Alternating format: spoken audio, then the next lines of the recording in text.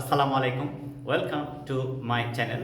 I am Abdus Salam, and my dear viewers and my dear students, you are learning English with me easily. Today I am going to make a video on preposition, which is very important. Preposition is very important for all kind of test, whether it will be at educational level or at jobs test. It is very important. So preposition, how to use preposition, how to use preposition.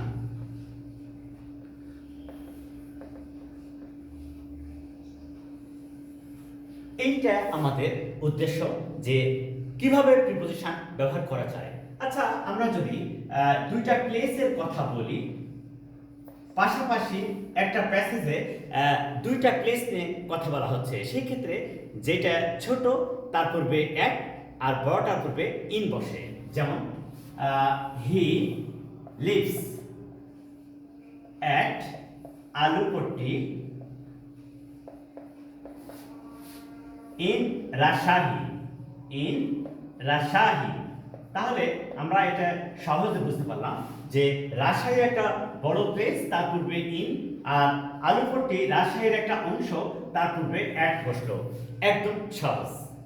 আবার কোনো প্রসিদ্ধ প্রতিষ্ঠান বা কোনো important প্লেসের পূর্বেও at বসে। যেমন I work at Rajshahi. I work at Rajshahi Collegiate School. Rajshahi Collegiate School. I work at Rajshahi Collegiate School. এই রাজশাহী কলেজিয়েট স্কুল এটা একটা প্রতিষ্ঠান, শিক্ষা প্রতিষ্ঠান, তার পূর্বে বসলো এক। আশা করি এখানে কোনো সমস্যায় থাকলো না যে কিভাবে এটা আমরা ব্যবহার করব। এভাবে অনেক সহজে কিভাবে কোন প্রিপোজিশন কোথায় ব্যবহার করা যায় সেটা নিয়ে আসলে আজকে আমাদের কাজ। এরপরে দেখছি টাইম নিয়ে যদি কথা বলা হয়, অ্যাট, নির্দিষ্ট সময় যখন বোঝাবে তখন বসবে অ্যাট। যেমন হি গোজ there at 10:30 AM. He goes there at 10:30 AM. একটা নির্দিষ্ট সময়, একটা নির্দিষ্ট সময় যদি বোঝায় তার পূর্বে বসবে at.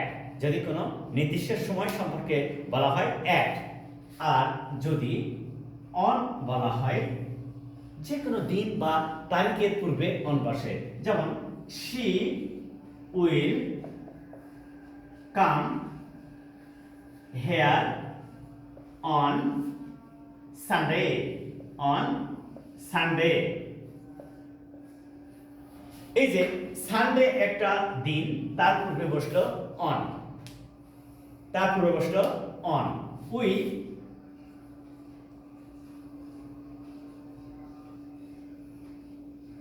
observe 21st February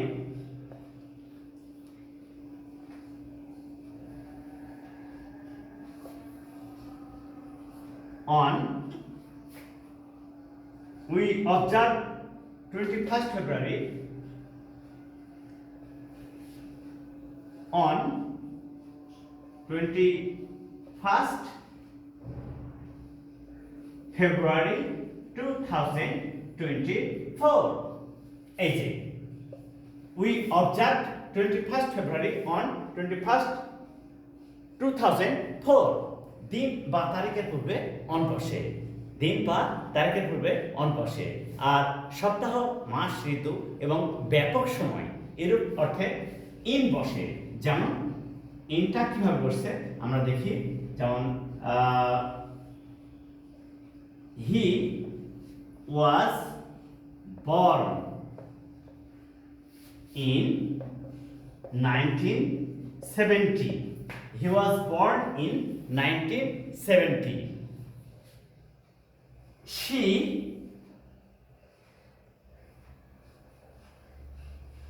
was there, she was there in winter, in winter, she was there in winter, সে শীতকালে সেখানে ছিল, ইন উইন্টার, শীতকালে। তাহলে আমরা কি দেখলাম, যদি নির্দিষ্ট সময় হয় এক ফিক্স টাইম, তাহলে এক যে কোনো দিন বা তারিখ হলে অন, আর সপ্তাহ, মাস, ঋতু, বছর বা যে কোনো ব্যাপক সময় বোঝালে হবে ইন, যে কোনো ব্যাপক সময় বোঝালে হবে ইন। এভাবে টাইম এর ক্ষেত্রে আমরা প্রিপোজিশন ব্যবহার করতে পারি। আসলে প্রত্যেকটা বিষয় অনেক সহজ এবং চমৎকার। আচ্ছা, এরপরে দেখব আমরা যে ইন কখন বসছে, শুধু ইন, আবার ইনটু, দুইটাই প্রিপোজিশন কিন্তু অনেক পার্থক্য। ইন অর্থ কোনো কিছুর ভিতরে কিন্তু সেখানে স্থির, যেমন there is little water in the glass, there is little water in the glass, গ্লাসে কিছু সামান্য কিছু পানি আছে, there is little water in the glass, তার মানে গ্লাসে আগে থেকে পানি ছিল, গ্লাসে আগে থেকে পানি ছিল। আর into, pour some water into the glass, into the glass, গ্লাসে কিছু পানি ঢালো, into। তাহলে আমরা কি শিখলাম, ইন অর্থ কোনো কিছুর ভিতরে তবে সেখানে স্থির, কোনো কিছুর ভিতরে তবে সেখানে স্থির, তাহলে ইন। আর ইনটু কোনো কিছুর ভিতরে তবে গতিশীল, কোনো কিছুর ভিতরে তবে গতিশীল, সেই ক্ষেত্রে বসবে ইনটু। যেমন আমরা বলি he entered into the room, into the room, সে রুমে প্রবেশ করেছিল, ইনটু। এরকম যেমন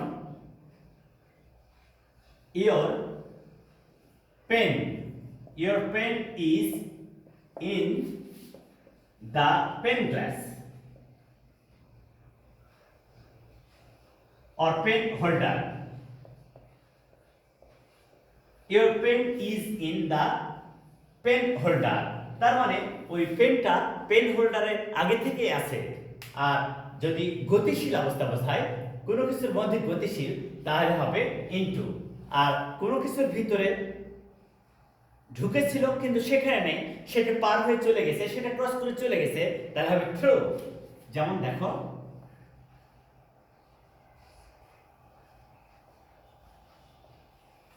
থ্রু, অর্থাৎ তার ভিতরে আর নেই, সেটা পার হয়ে চলে গেছে, তাহলে এটা হবে হি ওয়েন্ট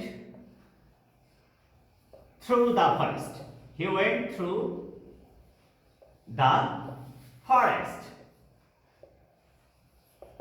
তার মানে সে he went through the forest, সে বনের মধ্যে দিয়ে চলে গেল, সে বনের মধ্য দিয়ে চলে গেল। তাহলে ব্যাপারটা কেমন হলো, যে আগে থেকে কোনো কিছুর মধ্যে স্থির, পূর্ব থেকে সেখানে ছিল বা আছে, এখনো স্থির আছে, তাহলে ইন। এবং যদি গতিশীল অবস্থা বোঝায় কোনো কিছুর ভিতরে, তাহলে হবে ইনটু। আর যদি কোনো কিছুর ভিতর দিয়ে ক্রস করেছে, সেখানে আর নেই, তাহলে হবে ইনটু, সেক্ষেত্রে হবে ইনটু। আসলে এই প্রিপোজিশন কাকে বলে, কত প্রকার কি কি, এটা জানা যেমন প্রয়োজন, তেমনি কোন প্রিপোজিশন কোথায় বসে, কেন বসে, এইটা জানা সবচেয়ে বেশি জরুরি। কারণ আমাদের যে কোনো টেস্টে এইটাই ব্যবহার করতে হয়। আবার at the time of talking, at the time of speaking in English, we have to use preposition properly and correctly. If you want to write something in English, you have to write correct English by using proper way, which will help you to make correct English, and you will be very smart at the time of talking in English with other people by using every word properly. Okay, look at it. Off, off. এটা হচ্ছে off, এটা হচ্ছে off.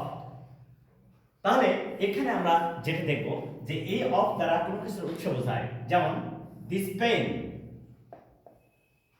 pen is made of plastic. আবার his shirt is made of thread. এই যে উৎস বোঝাচ্ছে, শার্টটা কিসের তৈরি? সুতার তৈরি। পেনটা কিসের তৈরি? প্লাস্টিকের তৈরি। প্লাস্টিক নাউন, থ্রেড নাউন, আর অফ হচ্ছে প্রিপোজিশন। আবার অফ অর্থাৎ কোনো কিছু হইতে বিচ্ছিন্ন বা সংযোগবিহীন অবস্থা বোঝালে অফ বসে। যেমন he has his hair cut off. সে তার চুল কাটিয়েছে। সে তার চুল কাটিয়েছে। আবার মনে করো যে এখন ঠান্ডা লাগছে, তাহলে তুমি বলছো please turn off the fan. Please turn off the fan. Turn off মানে বন্ধ করা। টার্ন অফ অর্থাৎ ও এফ অফ দ্বারা কোনো কিছুর উৎস বোঝায়। যেমন this board is made of steel and ebonite. তাহলে অফ আর কাট অফ বিচ্ছিন্ন।